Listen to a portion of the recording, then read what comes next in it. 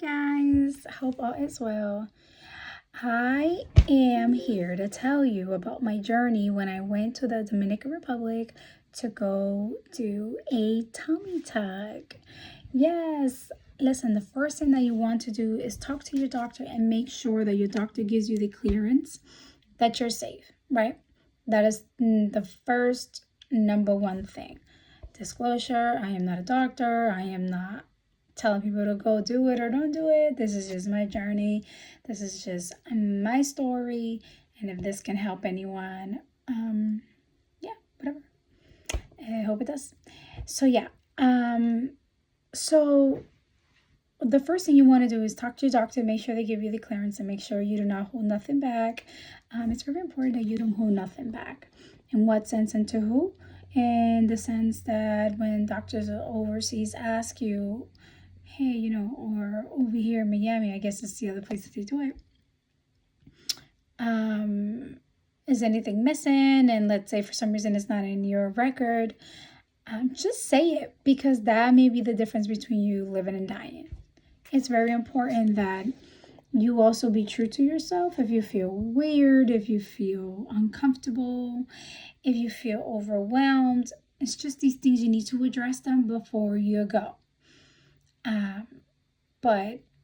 So I first spoke to my doctor. The doctor was like, yeah, sure, everything is good. Of course, she didn't wanted me to go because doctors, they don't want to tell you out blatantly that they don't want you to do it. But obviously, based on her language and all that, I knew she didn't. She was telling me that it was risky and that some license are not real, which is true. A surgeon can say, I have a license, but they're really operating under someone else's practice, right? And license. That doesn't mean that they have their license to do that procedure, but they've done it so much time or been hand in hand with the surgeons that they just feel like they can do it. There is a lot of that, I believe, everywhere. Everywhere that I believe is not in the U.S., meaning third world countries. And so anyway, I went and then I did a research a little. I should have done more. But I did a little research on the doctor, which I would recommend everyone to do extensive research, but more often, like not just one day, 1 week, like plan ahead, probably like a month, and just keep searching to doctors and speaking, continue to just reach out and speak to people who has done it with that particular doctor and get to know them. Remember, social media world, everything is fake, right? And the doctor will only post their best work, and they will never talk about their patients who has died on them at the moment or even after, right? Pre, post, and well, not pre, but post, and and in the middle of the table, I guess, whatever. So once I found out that everything was good, I spoke to people, I felt confident, I had my money, and then I reached out to the doctors. They reached out to me. We communicated for like 3 weeks. I finally chose my dates. I took time off work. I told my job the truth. And I had enough time to take off. FMLA was not involved because it's not a medical emergency or anything. It's more like a cosmetic thing, at least in the state that I live in Massachusetts. And so, yeah, and I was happy, but then I was really scared. So many things just go through your mind, but I'm excited. I didn't want to do the whole like add butts or thighs or hips. I didn't want to do that.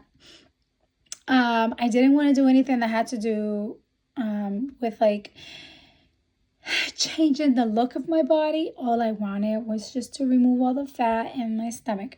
I've had 4 babies now, and my oldest one, she's 18. And so it just became surreal as the plane landed, and me and my partner checked in. The Airbnb was, I like the Airbnbs over there. So, and then all of a sudden, I just got like this panic attack. I start thinking, what if I never wake up? Because you hear all these horror stories. What if I come out horrible? What if something goes horribly wrong and I have to live with it with it all my life and the regret after that? So I start sobbing. Oh my God. Oh my goodness, uncontrollably.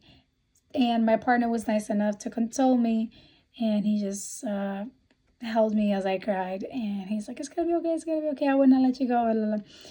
And it quite helped. And I needed his pet talk. It's gonna be okay, and things like that. So, anyways, 3 days before the surgery, I'm okay. I didn't sleep. Then I went in. I went into the doctor's office, and they do like hundreds of tests for everything. They even check if you're pregnant and all that.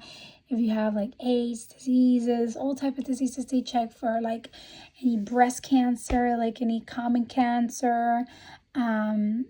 Wow, they tested me for everything. Of course, it comes within the pack. At least the person I chose, it comes within the package. You do have to pay for all that, and none of that's free. And if you have any language barrier, it will be a little difficult, but you will find a few people here and there that can help you. Over there, if the doctors all just don't speak English and you do, and they just don't, and you need to communicate with them, there's always someone there to help you. I helped countless of people. I helped so much people there. We became friends. So that was that, because everyone is going there for the same, reasons. Right? Everyone is excited. Everyone is just nerve-wracked at the same time. We all just pray that we hope that all of us come out good and alive to enjoy, right? So whatever, so you do the payment there, you ask all your questions there, you meet the doctor there, and they tell you what to expect, what is going to be happening. Now, with the next day would be my surgery. I came out with my anemic levels low. That is because I was crying, I didn't eat well, and I didn't sleep well. And so if you have low I think, is it anemia, if it's low, the levels, they won't operate on you. And so there was this one lady, she's like older, she's like maybe late 50s, early 60s. She's like, she wasn't able to, but her friend was able to get the okay for the next day or whatever her date was. Mine was the next date. So there was no choice. I had to be there and get everything. And I was down by 1 point, and I was like, well, 1 point, no, I think it was a half a point, whatever. And it was like, oh, you're fine. If it's just 1 point, you're fine. So I got a little scared. I was like, what? It's low? And she's like, no, you're fine. So I was like, okay, great.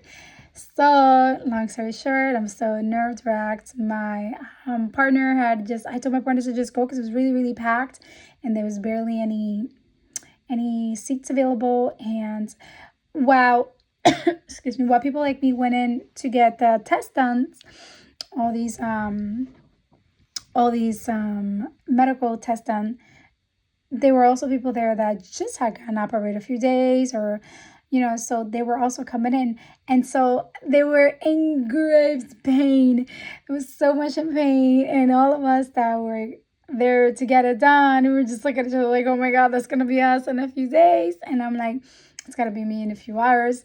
It's like they were all in pain, but we all kept saying, I can't wait to feel that, to get there. So get the ball rolling so that things can just get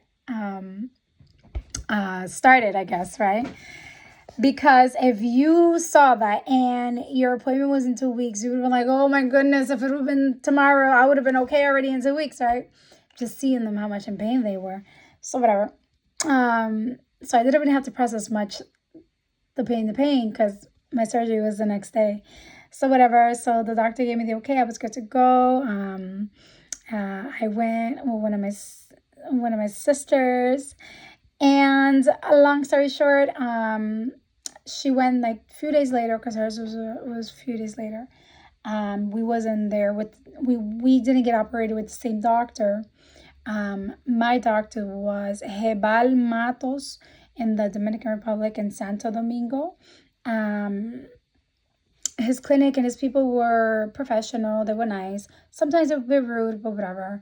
They could be a bit better, but overall, it was a great experience.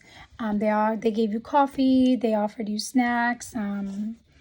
Yeah, it took really long though. I went in there probably, I would say, 7 in the morning, and I got out of there like at 5 in the afternoon. Yes, because you have to wait in line, and there's like hundreds of, well, not hundreds, but there are like 15, 30 different people there that, are also getting all these tests done. And you just have to wait in line to get your blood drawn. You have to wait in line to get your heart checked and your brain checked. And I'm telling you, they did everything. They did everything. So yeah. Anyways, so here I am the night before the surgery. They're like, oh, make sure that you don't eat from a certain, I think from 10 p.m. or 12 p.m. So whatever, eat or drink, water. So my surgery was scheduled to be like around 1, right? 1 p.m. or like 12 p.m. I was like, what? I can't eat until 12 p.m. Get me in there in the morning so I can get it done, right? And I don't have to suffer from not drinking or eating. In the Dominican Republic, it's so hot. And all these delicious food that was just, this just smells so good. I'm so hungry. Next thing you know, it's like 5 o'clock and I'm still waiting. And me and my sister are like, oh God, whatever. She came with me. She was my emotional support because my partner was working from the Dominican Republic, so he couldn't be with me all the way. So, but once he got out of work, he met with me right before I went in.